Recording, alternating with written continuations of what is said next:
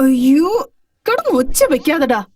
എന്ത് പറയാനാ, അവൻ സാരി വാങ്ങുന്നു, വളകൾ വാങ്ങുന്നു. രാത്രിയാണെങ്കിൽ അവൻ ഉറക്കപ്പിച്ചിൽ എന്റെ മേത്തൊന്ന് വീഴുക. അതുകൊണ്ട് എല്ലാം പാക്ക് ചെയ്തിട്ട് നിങ്ങൾ എത്രയും പെട്ടെന്ന് ഇങ്ങോട്ടേക്ക് വാ. പിന്നെ ആ ശങ്കരനൊന്നും കൂട്ടി വന്നേക്കരുത് കേട്ടോ. ആ എത്രയായി? 25 രൂപ. എന്ത് 25 രൂപയോ? ഒന്ന് നാട്ടിൽ പോയിട്ട് വരണമെങ്കിൽ 250 രൂപയാവും. 25 രൂപ കൊടുക്കുന്നതിന് എത്ര? ആ ശരി ശരി, മതി മതി. അളിയാ, അമ്മ എന്താ പറയാ പറഞ്ഞത്? നീ നിലവിളിച്ചത് ഓസ്ട്രേലിയ വരെ കേട്ട് കാണും. അപ്പൊ എനിക്ക് കേൾക്കില്ലടാ. മിണ്ടാതെ വാടാ കാക്കാക്ക.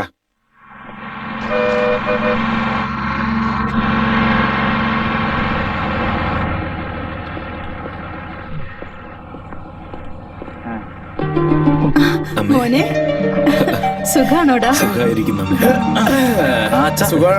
കല്യാണം എവിടെയാണ്? എന്താടാ കല്യാണം? എന്താടാ ശങ്കര? വണ്ടി കൊണ്ടുവരും. വരൂ വരൂ. അകത്തേക്ക് വരൂ. കാമാക്ഷി, കല്യാണിന്റെ അച്ഛനും അമ്മയും വന്നിരിക്കുന്നു. വരൂ, ഇരിക്കും. നിങ്ങൾ വന്നോന്ന് മോൻ പറഞ്ഞിരുന്നു. ഞങ്ങള് തന്നെ അങ്ങോട്ട് വന്ന് കാണാന്ന് വിചാരിച്ചതാ. ഏതായാലും നിങ്ങൾ ഇങ്ങോട്ട് വന്നല്ലോ. കോഫി എടുത്തോണ്ട് വരാം. കോഫി ആണെങ്കിൽ നമ്മുടെ നന്ദിനി ഉണ്ടാക്കുന്ന കോഫി. ആ കോഫി മാത്രം നമ്മൾ കുടിച്ചാല് പിന്നെ നമ്മളിങ്ങനെ ആകാശത്ത് പറന്ന് മനസ്സിലായി. അല്ല, നന്ദിനി എവിടെ? അമ്പലത്തിലേക്ക് പോയിരിക്കുക. ഇപ്പൊ ഉടനെ വരും. എന്റെ മകൻ നിങ്ങളെ കുറിച്ച് എപ്പോഴും പറയുമായിരുന്നു, അടുത്ത വീട്ടുകാർ വളരെ സഹായമാണെന്ന്. പിള്ളേര് തരിച്ചു താമസിക്കുമ്പോ ഇതെങ്കിലും ചെയ്തില്ല പിന്നെ എങ്ങനെയാ? നന്ദിനി എത്തിയല്ലോ.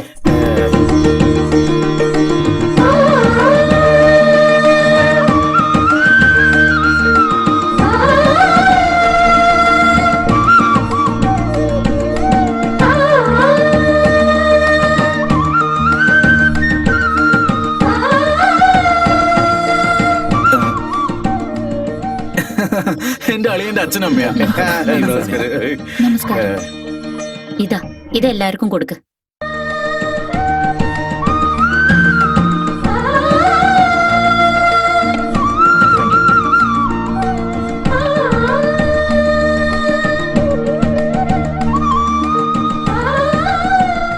ഇരിക്കും മോളെ. നിങ്ങൾക്ക് നന്ദിനി ഒറ്റ മോളല്ലേ?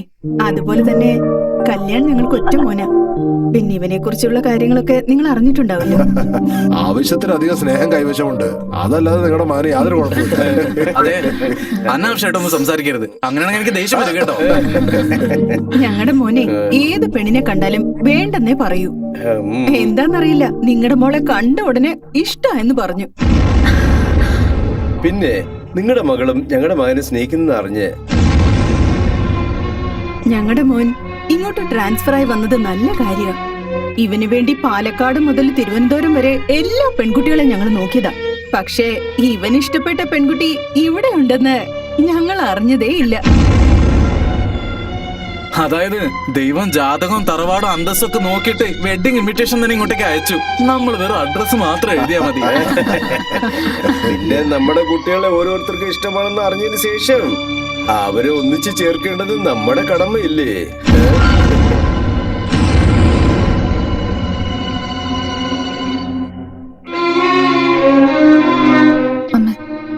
ഒന്നകത്തേക്ക് വരുമോ?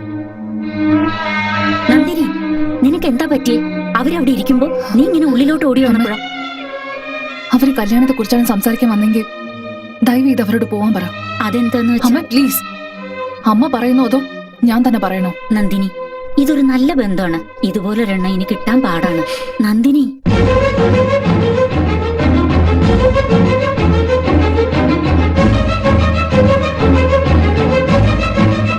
എന്നോട് ക്ഷമിക്കണം.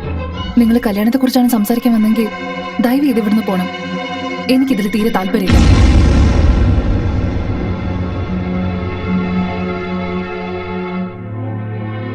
പ്ലീസ്.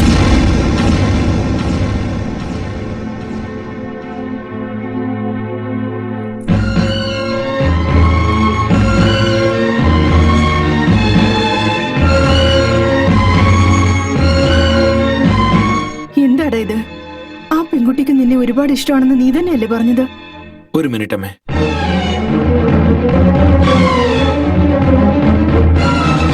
നന്ദിനി നിക്ക്.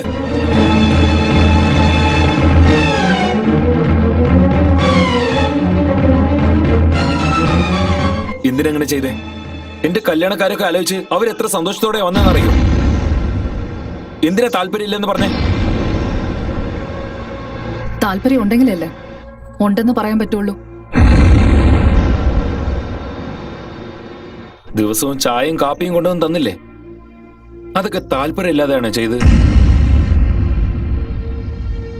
ദിവസം വീട്ടിന്റെ പുറത്ത് കോലോട്ടത് അത് ചെയ്തതും താല്പര്യമില്ലാതാണോ? ഒരു ദിവസം വന്ന് നിങ്ങളുടെ ഫോട്ടോ വേണമെന്ന് ചോദിച്ചു വാങ്ങിച്ചിട്ട് പോയില്ലേ? അതും താല്പര്യമില്ലാതെയാണോ? ഒരു നോട്ട് മുഴുവൻ I love you I love you I love you എന്ന് എഴുതിക്കൊണ്ടെന്ന് തന്നില്ലേ? അതും താല്പര്യമില്ലാതാണോ ചെയ്തേ? ഓരോ വെള്ളിയാഴ്ചയും എണ്ണ തേച്ച് കുളിക്കാൻ പറഞ്ഞ എണ്ണ കൊണ്ടുവന്ന് തന്നില്ലേ? അതെന്തിനാ? തലയ്ക്ക് എണ്ണ തേച്ച് കുളിച്ചാ കണ്ണിന് വളരെ നല്ലതാ, അതുകൊണ്ട് തന്നേ ഉള്ളൂ. ആഴ്ചയിൽ 2 ദിവസവും പൊന്നാങ്കണ്ണി ചീര ഉണ്ടാക്കി കൊണ്ടുവന്ന് തന്നില്ലേ? അത് ചെയ്തതും എന്റെ മേലെ താല്പര്യമില്ലാതെയാണോ? പൊന്നാങ്കണ്ണി ചീര കണ്ണിന് വളരെ നല്ലതാന്ന് ഞാനൊരു ബുക്കിൽ വായിച്ചിരുന്നു. അതുകൊണ്ടാണോ ചെയ്തതെന്നേ? തലയ്ക്ക് ശിഖകായി തേക്കേണ്ടെന്ന് കടലമാവ് അരച്ച് കൊണ്ടുവന്ന് എനിക്ക് തന്നില്ലേ? അപ്പൊ അതോ? ശിഖക്കായി തേച്ച് കുളിക്കുകയാണെങ്കിൽ കണ്ണെരിയെന്ന് വിചാരിച്ചതുകൊണ്ടാ. കണ്ണെരിയാൻ പാടില്ലെന്ന് ഇതൊക്കെ ചെയ്യുന്ന നിനക്ക് എന്റെ ഹൃദയം കത്തുന്നത് മനസ്സിലാവുന്നില്ലേ? ഞാൻ ഇങ്ങോട്ട് വന്ന ദിവസം തൊട്ട് നീ എന്റെ പുറകെ തന്നെ വന്നോണ്ടിരുന്നില്ലേ? അതൊക്കെ എന്തിനാ? ദാ നോക്ക്, ഞാൻ ഇതൊക്കെ ചെയ്തത് ഒരു ബഹുമാനത്തിന്റെ പേരിലാ, അല്ലാതെ പ്രണയമൊന്നുമല്ല. അപ്പോ നിന്റെ മനസ്സിൽ ഒട്ടും പ്രണയമല്ലേ? ഉണ്ട്, ഒരാളോട് മാത്രം. അദ്ദേഹത്തോട് മാത്രമായിരിക്കും.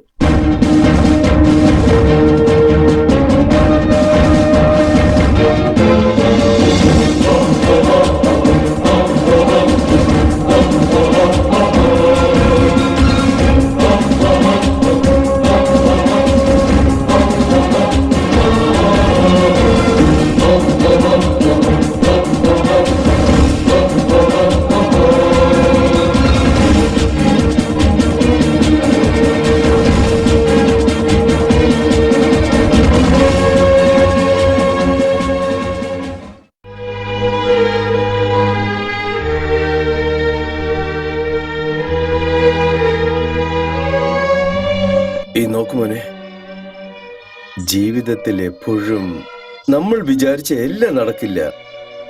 അതിന് വിഷമിച്ചിരുന്നിട്ട് കാര്യമില്ല. ഇത് നോക്ക്, ഇവർക്ക് ഇവരാണെന്ന് ദൈവം ഓൾറെഡി നിശ്ചയിച്ചു കഴിഞ്ഞിരിക്കുന്നു. ആ ദൈവം നിനക്ക് വേണ്ടി വച്ചിരിക്കുന്ന മാലാഖ ഈ കുട്ടി ആയിരിക്കില്ല മോനെ. അവിടെ മറന്നേക്കടാ.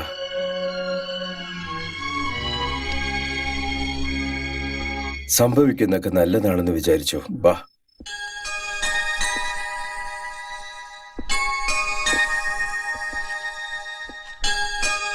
മോനെ കല്യാൺ, ഇതൊക്കെ ഓർത്ത് നീ വെറുതെ വിഷമിക്കരുത് മോനെ. നീ വിഷമിച്ച എനിക്കത് കാണാൻ കഴിയില്ല മോനെ. നളിനി, നമ്മുടെ മകനുള്ള ശരിക്കുള്ള ഭാര്യയെ കിട്ടും. പോട്ടടാ, വാ. ഞങ്ങൾ ഇറങ്ങട്ടെ മോനെ.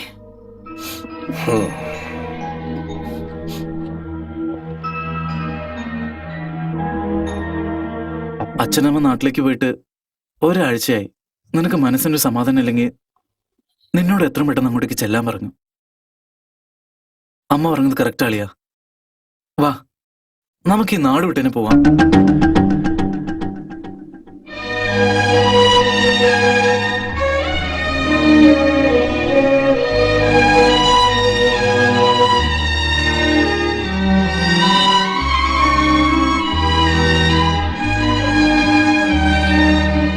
നിങ്ങളുടെ ഫോട്ടോസോ?